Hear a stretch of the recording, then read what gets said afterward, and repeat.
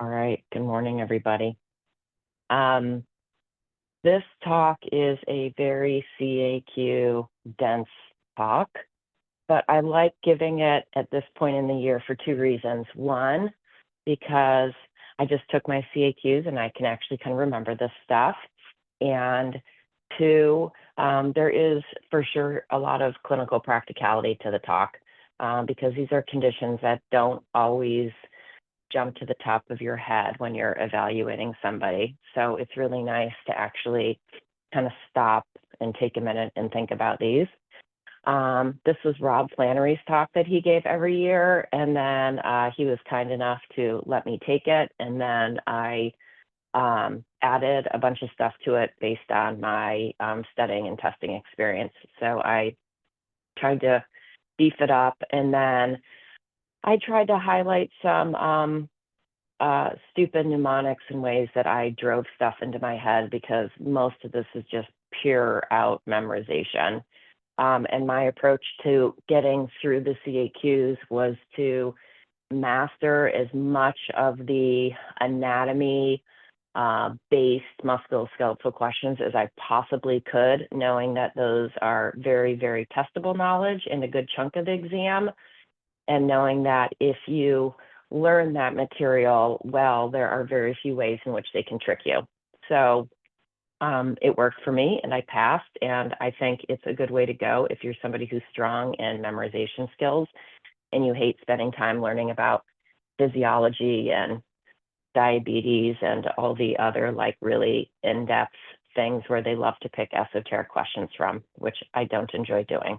So I just tried to hammer down the anatomy. That being said, I'm old and I don't have much free time. So for studying, my approach was actually to start in January and just do a little bit of time consistently. And I'm also old and I use flashcards, and you guys may not be of that generation, but we were all raised writing, handwriting note cards, and learning material by using flashcards. So you can make these into a Quizlet set, or if I'm feeling really bored one day, maybe I'll make a Quizlet set for you. Or you can take this and convert it into a talk that you just listen to the YouTube all the time. But whatever you do, this is the kind of stuff that you want to start kind of drilling into your brain on a consistent basis, early in spring at the latest, because it just takes a while to learn it all. All right, and Mandy, feel free to interrupt me when it hits topics that you had on your test. Okay, let's see if we can click forward. Okay, so I said we're going to talk all about peripheral nerve entrapments, but we're actually going to start talking about central nerve roots, because one of the things they love to do on the test is see if you can differentiate which one's causing the problem. So we're going to review the central nerve roots before we dive into all the different peripheral nerve entrapments. And then we're going to work upper extremity to lower extremity and also talk about compartment syndrome, because guess what? There's peripheral nerves there. So these are all nerve roots you want to have memorized. Most of you probably have come across these the majority of time. We clinically use these on a consistent basis. So these should not be rocket science for you, but it's certainly good to refresh your mind when you're talking about these. So we have cervical in this table here, and then we're going to go down to the sensation and reflexes. So going back, we just have all pure motor and then sensation reflexes. And this table with the nerve root and the sensation definitely came up for me with like a random question about sensation along that lateral epicondyle and what nerve root it was. So knowing specifically which nerve root causes sensation changes and which distribution is super important. The reflexes are something that's probably on the top of most everybody's head consistently. Going to the lower extremity, again, you're looking at muscle action, sensation, and reflexes going across the table. You just have to memorize these. They love asking random esoteric questions with things like, blah, blah, blah, has decreased dorsal, third metatarsal joint sensation. And then you're like, oh God, where's that? So it's super important to recognize the one that they love to ask about is actually that L4 nerve root distribution with that sensation along that medial malleolus. They love looking at that one because there's a peripheral nerve entrapment of the saphenous nerve, which can mimic that. So knowing that L4-1 is really crucial. And then they also love to ask about the innervation of the different hamstring muscles. So I put like a little side note at the bottom there, and innervation of the hamstring muscles is a little different because the short head of the biceps is innervated by the perineal branch of the sciatic, where all the rest of the muscles are actually innervated by the tibial branch. So that's important to recognize that short head is the perineal branch. Okay. So enough about central stuff. I promised you a talk on peripheral nerve entrapment. So we're going to move right into the peripheral nerve stuff. Some of these are going to be things that you've heard of, and a lot of them are going to be problems that you've never encountered or heard of in all likelihood, because they're things that we don't think about in clinical practice much. So we're going to start off with something that everybody's familiar with. So carpal tunnel, median nerve entrapment. You guys are probably already familiar with Phelan's and Tunnel's. And the questions they love to hit on CAQ are knowing the anatomic borders of the median nerve of the carpal tunnel. And then for me, I also had a question about the anatomic location for injection for the carpal tunnel. So for those of you who do injections, you're probably going to do much better on that question than I did, but make sure you know, injection location for this also.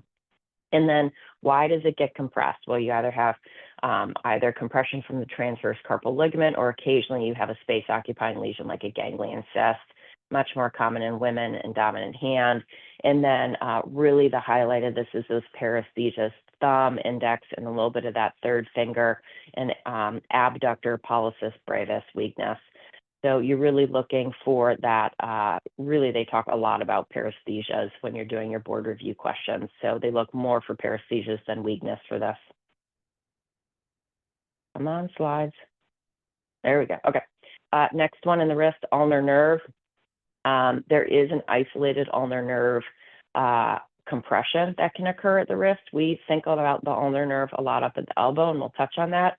But down at the wrist, you can have compression at what we call Guyan's canal. Sometimes they ask the location. That's a specific bony location that runs between the hamate laterally and the pisiform medially.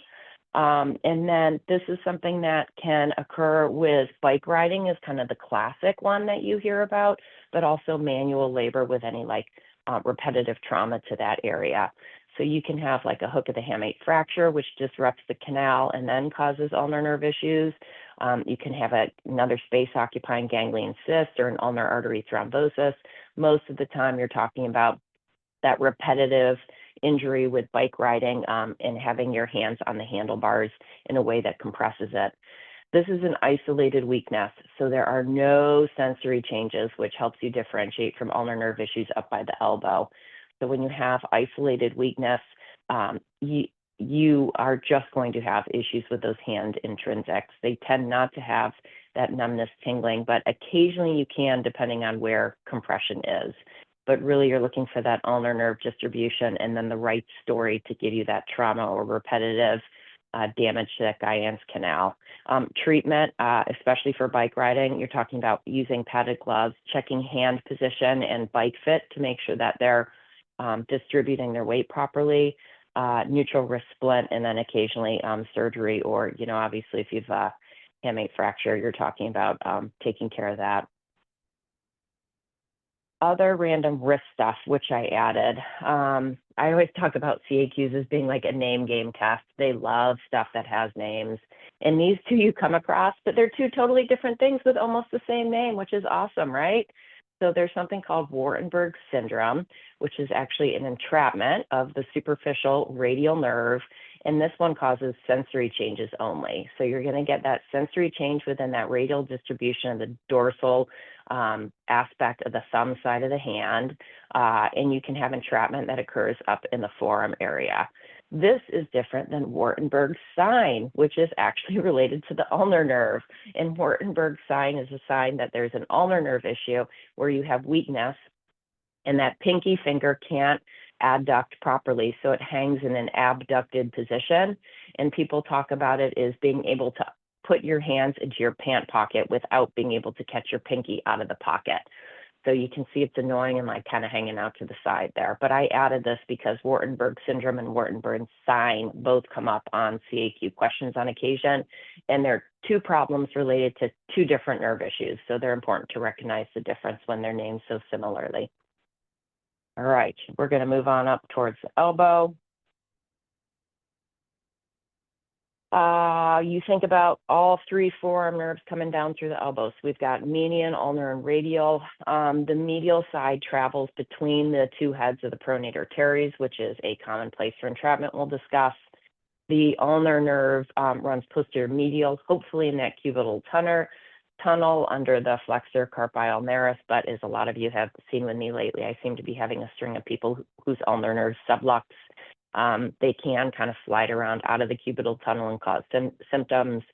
And then radial nerve, more anterior lateral. It goes between the brachialis and brachioradialis. And this is going to be associated with posterior interosseous nerve issues as opposed to median, which is associated with anterior interosseous nerve issues. And we're going to talk about those in detail in a minute. My slides are slow. There we go. Okay. So starting at the elbow with the ulnar nerve, because this one's the most straightforward, you're looking at compression at the cubital tunnel. The arcuate ligament runs over that area, and you can have either the cubital tunnel subluxing, which can cause symptoms, or people who rest their elbow a lot on that area can have symptoms of ulnar nerve, or you can have a big stretch injury to the area from repetitive upper extremity sports. But people can end up with a progressive loss of grip and pinch strength. You'll see some wasting of the thenar and hypothenar eminence in severe cases. We don't typically see that in our athletes. But they will report elbow pain medially, which starts to extend down towards the wrist. They'll report having that numbness and tingling in that fifth digit and part of the fourth. And it really is like an extension of pain from the elbow down. And then the classic signs we look for, Tinel's with positive pain reproduced with tapping on the ulnar nerve in that ulnar groove. And then the other name game test thing that they love to ask about is Froment sign, which is a weaker the adductor pollicis. So Froment sign is indicated in that bottom right picture on your slide, where they are unable to hold the piece of paper with their thumb remaining flat between the first and second digit. Instead, because they have adductor pollicis weakness, they have to activate that flexor pollicis longus, and they'll flex up at the IP joint in order to hold that piece of paper tight. So it's a real easy test to do in clinic, where you can just have them kind of hold the paper and then see if they're able to restrict you from pulling it out, or if they actually have to flex up at the IP joint, and that can be an indication of ulnar nerve weakness. Radial nerve, we think about this one being affected. Rob put this one in the elbow section, but it's really an entrapment a little bit higher. But this is what you call your Saturday night palsy. People fall asleep in the chair, and the chair compresses them. I've had two patients come in who did this to themselves with crutch adjustments, which is one reason why we always love to double check people's crutch height and then instruct them not to move it. But I've had a couple kids who've cranked their crutch height up so far into that axilla that they've ended up having compression of the radial nerve, and they come in and they have complete wrist and finger drop and don't understand what happened, which is really fantastic. They will have numbness in that lateral dorsum of the hand, but that radial nerve is really responsible for those wrist and finger extensors.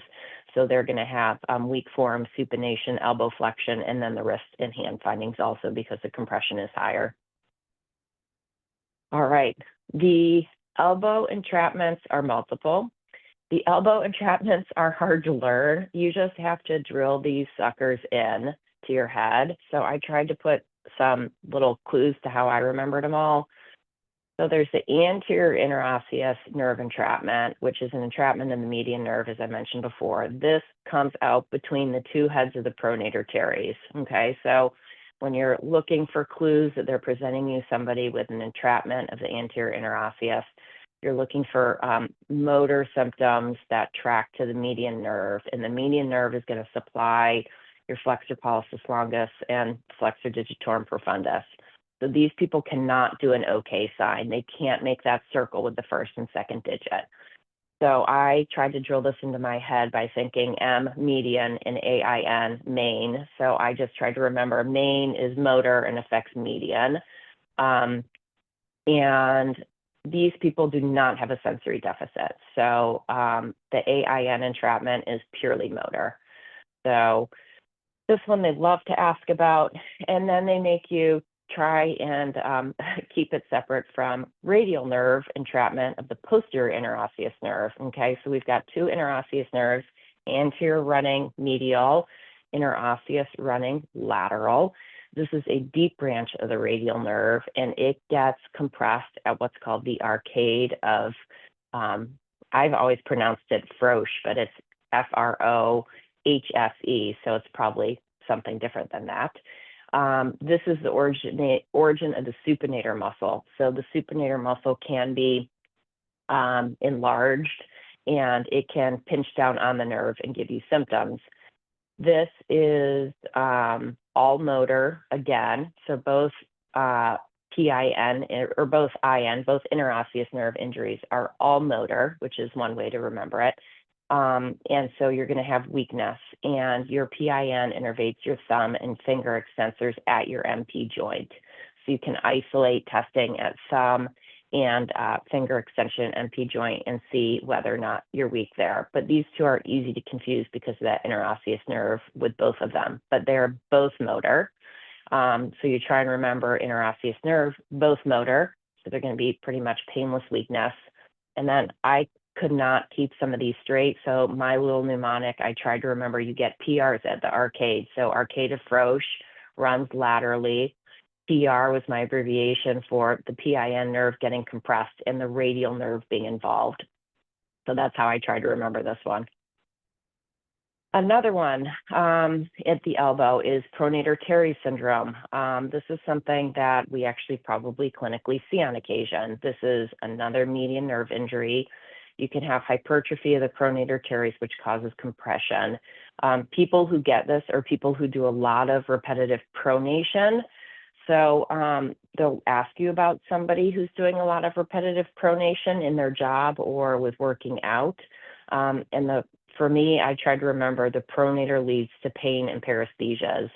So these people get a vague forearm pain, and then because it's, oh, look, I have along the radial, this shouldn't be radial 3 fingers of the dorsal hand. Dorsal, it's median nerve, so this should be palmar aspect of the, so it should be, that last line should be second to last line, paresthesias. In the radial side, 3 fingers, it's not dorsal hand, it should be on the palm aspect because it's median nerve. So they'll have occasional median nerve weakness with the OK sign. So there can be some motor findings, but really pronator teres gives you pain and paresthesias. So you're thinking about those palmar aspect.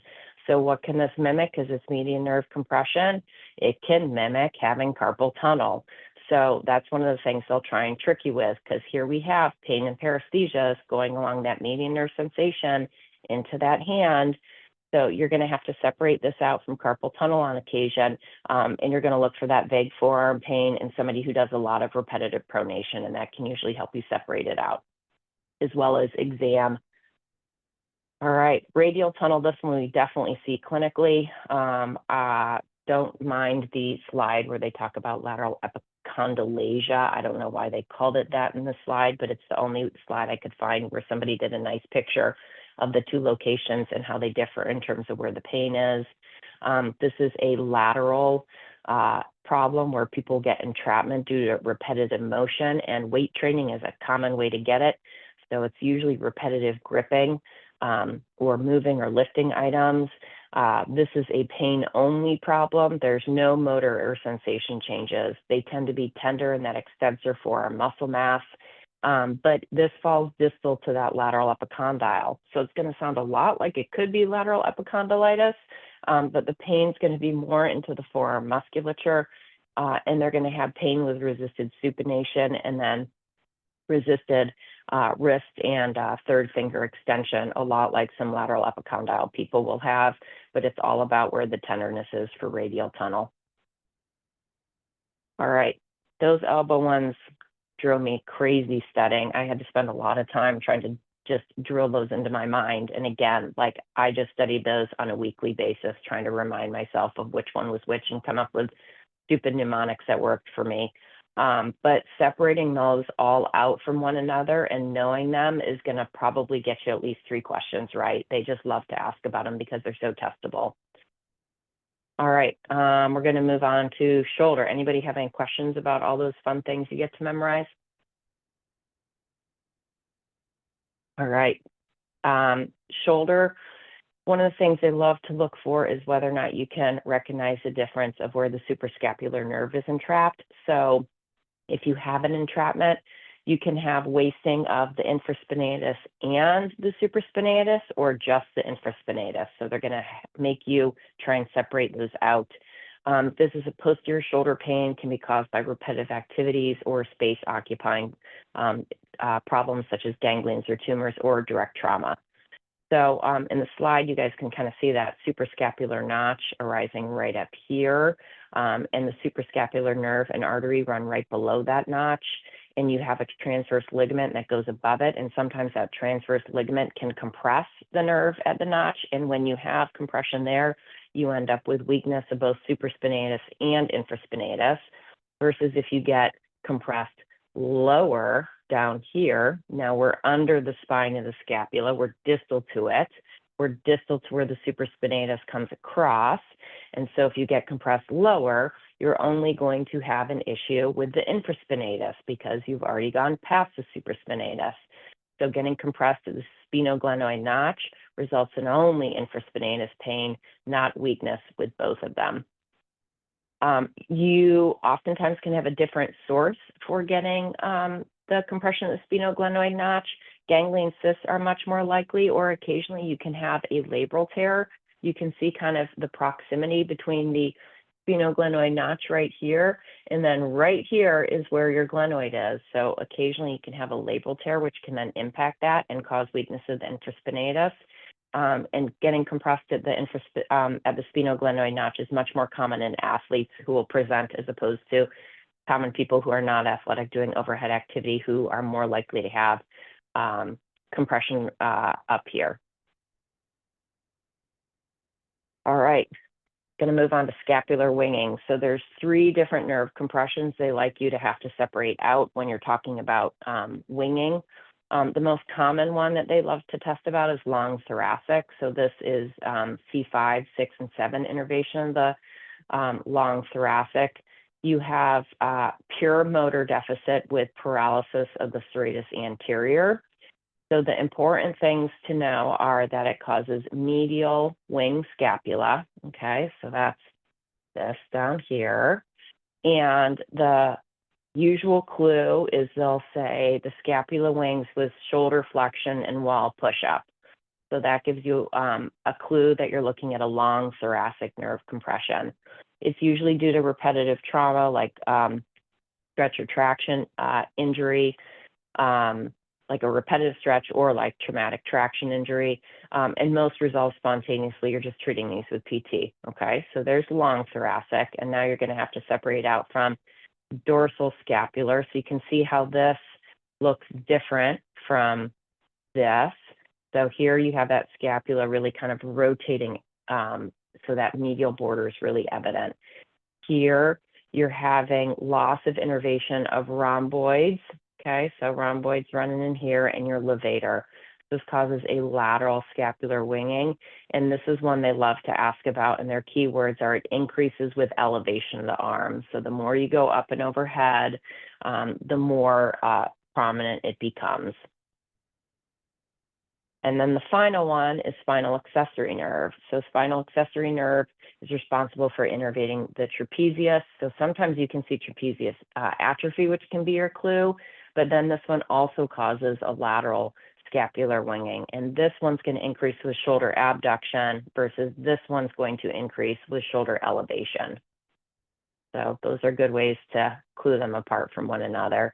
Still, long thoracic is the one they like to ask about the most often. But in practice questions, I definitely came across dorsal scapular and spinal accessory. So recognizing all 3, I think, can be helpful. Axillary nerve, this one's probably one you're already familiar with, because when people dislocate their shoulder, they can have an axillary nerve injury. and they can have decreased sensation in what is called the Sargent's patch, which is that deltoid distribution on the lateral aspect of the shoulder.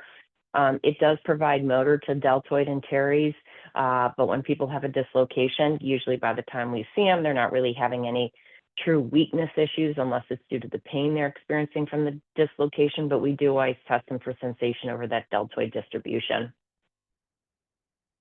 All right, that's upper extremity in a nutshell. You guys ready for lower? I actually think lower is easier. Moving on. Okay, this is lateral femoral cutaneous nerve impingement, also called neuralgia paresthetica. People who wear jeans that sit low and tight, or people who have a work belt on, or like a belt like a police officer would wear with their weapons around their waist. Either of those things can apply pressure right along the lateral femoral cutaneous nerve, and then people can come in with a pattern of burning, numbness, and tingling along that lateral femoral cutaneous nerve distribution. And that distribution is along that anterior lateral thigh. It tends to go down about midway. You can see in the picture the jeans where that area of redness is. That's pretty much the distribution of where the nerve is. But again, you got to stop and think, am I dealing with something that's more of like a L3 distribution along the lateral aspect of the leg, or am I dealing with something that's peripheral? So separating those out is important. People who are obese are also higher risk just because they tend to have tighter fitting clothes in that area, and they can have a lot of compression. I did see a kid years ago who had neuralgia paresthetica from a very poorly fit hard shell brace that they'd been put in for scoliosis. And figuring that out was super easy. And once you figure it out, they just had to go back and get like a little carve out in their brace over that area. And over time, symptoms went away. So it's important to think about. Sciatic nerve, obviously, you guys should be pretty familiar with this. So nerve can get compressed peripherally by the piriformis. There's about 15% of people where the sciatic nerve actually pierces through the piriformis muscle, and then it will mimic true sciatica, where we think about more proximal having a disc issue. Separating out who has this versus having more of a central issue, you're going to look for tenderness right within the piriformis musculature, and then I tend to have them activate that piriformis and see whether or not doing some like isolated hip rotation against resistance can bring on symptoms or not, versus doing straight leg raise. But the far minority of people have issues with this. The majority of time when you see sciatica, it's going to be coming from the back. Speaking of the sciatic nerve, it splits and becomes the tibial nerve of the popliteal fossa, and then it runs into the deep posterior compartment. You can have compression by the popliteal vessels. So you have the tibial nerve supplying the medial and lateral heads of the gastroc, soleus, plantaris, and popliteus, as well as the skin of the lower half of the back of the leg and the lateral border of the foot. So some of this becomes more important when we talk at the end a little bit about compartment syndrome, but it's a good intro to kind of the anatomy for having sciatic splitting into what they label common fibular nerve. In my talk, I refer to that as common perineal, but some people do call it common fibular. I think on CAQs, it's always referred to as perineal and not fibular. Up around the hip, you can have compression of the within the obturator canal. So the obturator originates from the anterior divisions of L2, 3, and 4. And if you get compression of the obturator nerve, you're going to have weakness of your leg adductors and sensory loss along the medial thigh. You can also present with medial thigh or groin pain. Sometimes these can be due to like an obturator hernia or fascial band compression. These are not easy to figure out. I don't know if whether or not the ultrasound folks can get a good look at this area and figure out if there's any issues with the nerve proximally, or if you need to have more in-depth testing with MRI or EMG nerve root conduction. This can be a tricky one to figure out. But whenever you're seeing that weakness in leg adduction, sensory changes in that medial thigh and weakness with those adductors, you really want to think about obturator nerve. Saphenous nerve is one of those mimickers. So this one mimics L4 radiculopathy. So you're going to want to try and make sure you know how to separate those two out. The saphenous nerve provides cutaneous innervation to the anterior medial aspect of the lower leg and the medial ankle. It is a sensory only, so saphenous sensory. And this causes no motor issues at all, but you can have pain and paresthesias in the medial knee, the leg, and the ankle. You can have it injured a little bit higher where it can pierce through the fascia in the middle of the thigh and start causing problems above the knee also. But again, this is going to mimic L4 radiculopathy, and you can see kind of that saphenous nerve kind of coming right through here. And then if you get it up high, you're going to end up getting paresthesias in that medial knee that extend down that medial aspect of the leg. And separating that out from a true L4 radiculopathy, you're going to need to make sure you're examining their back and looking for any signs of weakness and looking at reflexes and all the other things we think about when you have more of a central nerve issue as opposed to a peripheral nerve issue. All right, common perineal. I promised you I would not call it the fibular nerve. I'm not a fan of that. I don't know why some people do. I've always raced with perineal. So this, the common perineal usually can involve both the deep and superficial branch, but the lateral cutaneous nerve can be spared when you have compression. So right up here, a common perineal, you can get compression, which results in foot drop or what they call steppage gait, because your common perineal is going to be innervating those ankle dorsiflexors and the everters. You can have sensory loss over the lateral dorsum of the foot and the lateral calf, because remember, this structure runs laterally. So you can have a positive tenels near the fibular head. A lot of times this can be caused by external compression. So I have a nephew who gave this to himself one summer by sitting there playing video games for hours a day with his legs crossed. But anytime you have a boot that goes up too high, or a cast that goes up too high, or a poorly fit brace that gives you compression in that area, this is what it can cause. So this is why we're always really careful when we're casting and booting people to make sure we have the right height. And when you see them like fitting T-scopes, they're not putting any pressure directly near that fibular head. It's an area you just need to stay away from because that common perineal nerve is so exposed. So it's important to think about clinically. But when you see somebody with that weakness, as well as those sensory changes, you always want to look proximal right around the fibular head. Again, you're going to have to separate this out from somebody with compartment syndrome. So it's important to start recognizing some of the differences and the causes, right? Because somebody with a common perineal nerve injury is probably not running 5K races and giving themselves compartment syndrome. It's probably going to be a different clinical history, but recognizing the pattern of the foot drop as well as the sensory changes in the distribution can be helpful. Because that common perineal nerve then branches, and now we have that going into the different compartments. So this is why we have to recognize that it's going to be different than compartment syndrome, and we'll talk about those in detail at the very end of the talk, but it's important to recognize that deep perineal nerve innervates the extensor muscles. So this can be your tib anterior, your extensor digitorum, and your EHL. And the sensation is that first web space. And again, if you remember way back to the beginning, we talked a little bit about those other nerves centrally, and you can also get a mimic with first web space decreased sensation with some of the central nerve compressions. But the big one they're going to want you to sort it out from is going to be tarsal tunnel, which we're going to talk about in a minute. So sensation decrease in that first web space with loss of extensors is going to be that deep perineal nerve, which falls in the anterior compartment. And then superficial perineal falls in the lateral compartment. This is going to be sensation along the lateral aspect of the leg. But I'm going to drill these home again in a minute.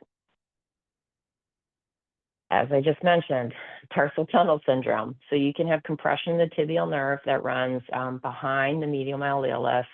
You can have it result as a sequela of fracture or dislocation or recurrent instability along the medial ankle, which is not super common. But people who are bad overpronators can also get this.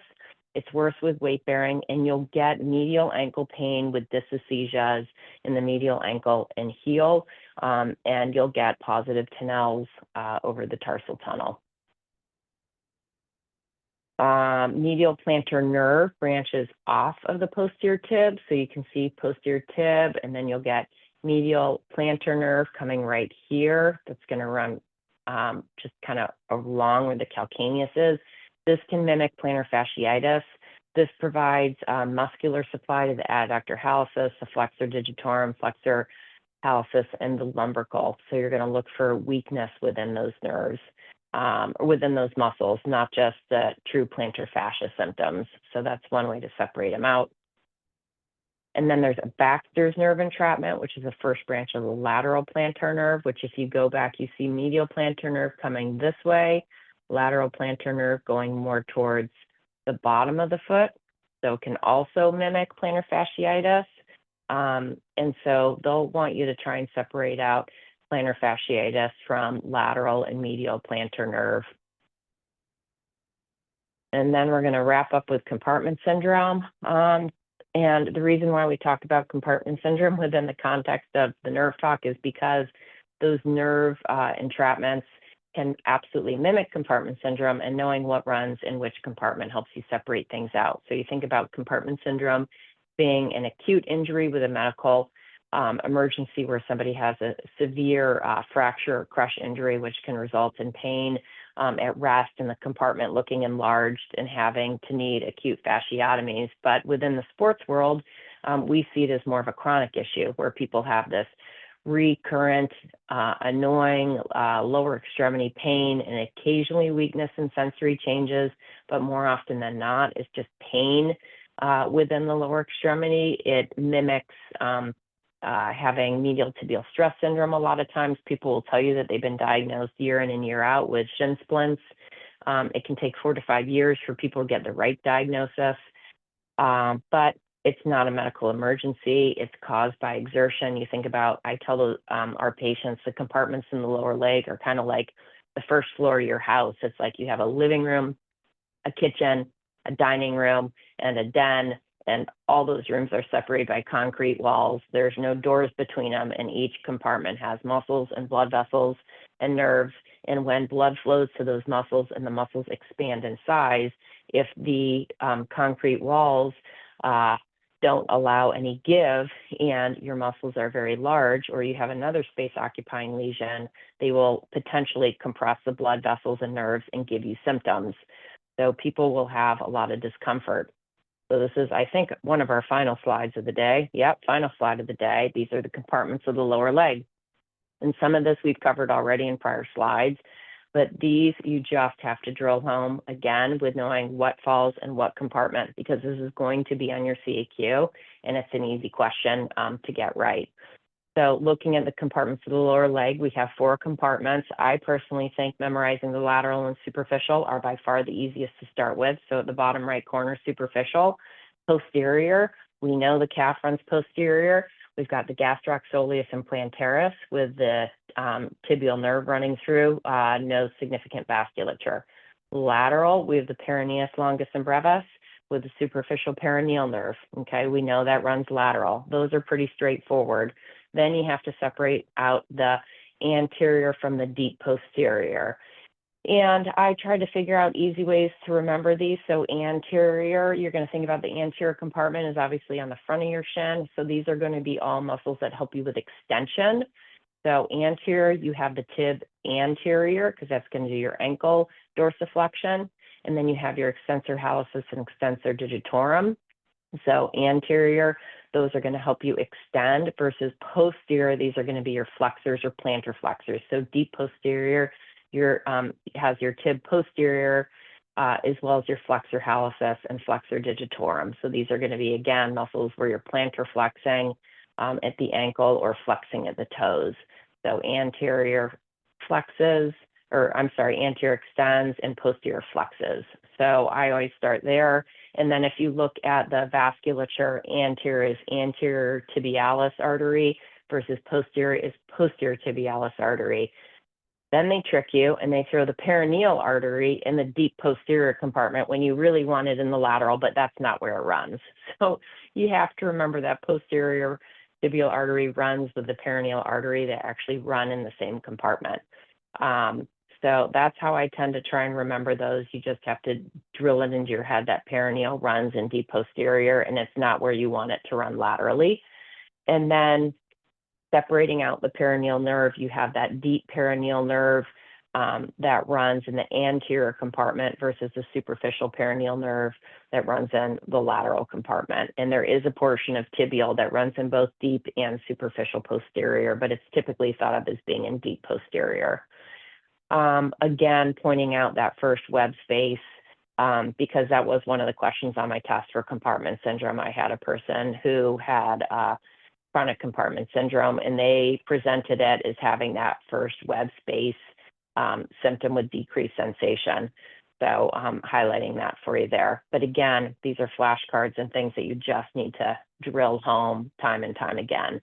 So whether or not you want to listen to my lecture multiple times or make flashcards or do whatever you need to do, that is a ton of anatomy that's really specific, but it's super high yield when you're talking about testing. I know I probably lulled you all to sleep. Questions? Mandy, do you have anything you want to highlight from your test that you remember? So the ones from the many times I've taken the dumbass test because I'm old. So I don't think it came up last time, but the suprascapular nerve one tends to come up a decent amount. Differentiating AIN and PIN tends to come up fairly frequently. And then pick a nerve in the lower, the lower compartments. I feel like that's more common than the sciatic nerve, just because there's going to be something about compartment syndrome. And I actually find that one pretty easy to just figure it out and memorize. But the arm ones are really, really hard. So Yeah. you just have to memorize them for the test. They also sometimes like to link up, like knowing which reflex. So know which reflex is related to which cervical nerves, like biceps, triceps. They like to I have that throw in those reflexes one of my and first their slides. connection to the nerve as well. Right. No, I know. I'm just telling them. I saw it. It was on your second slide, I think. But sometimes they'll just ask the question in a weird way so that eventually that's what you have to know, like which nerve is related to the triceps or the brachioradialis reflex. It's just, again, the questions are never just knowing one thing.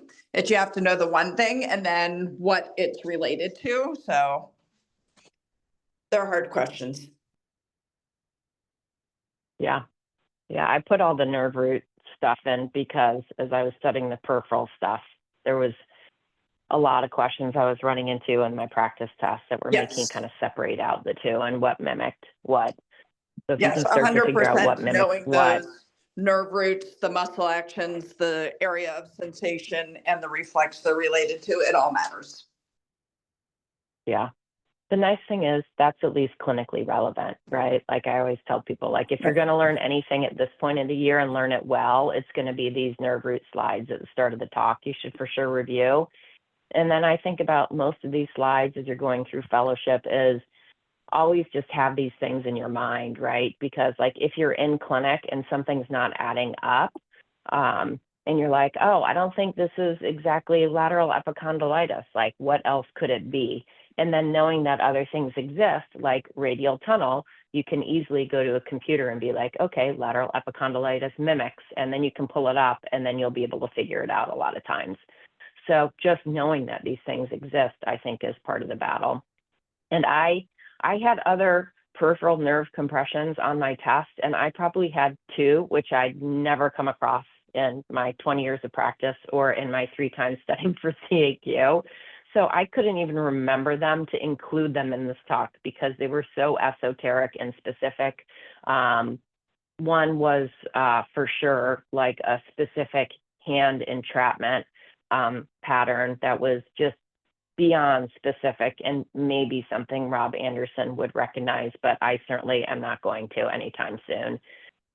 So most of these are going to get you enough points where I figure people can compensate without knowing the random esoteric stuff that they ask. But you know, learning the talk and learn. They're going to they'll list all of these as answers, and then you'll know that it doesn't match, and you're left with whatever the weirdo esoteric answer was. So if you know all of these, you can probably still get the random ones correct just based on ruling them out on your multiple choice. Yeah, and some of my questions were like, blank nerve is compressed at this location. What physical exam findings would you expect? And then you would have different patterns of the answers would be different things in terms of like motor and sensory deficits and potentially reflexes in different locations.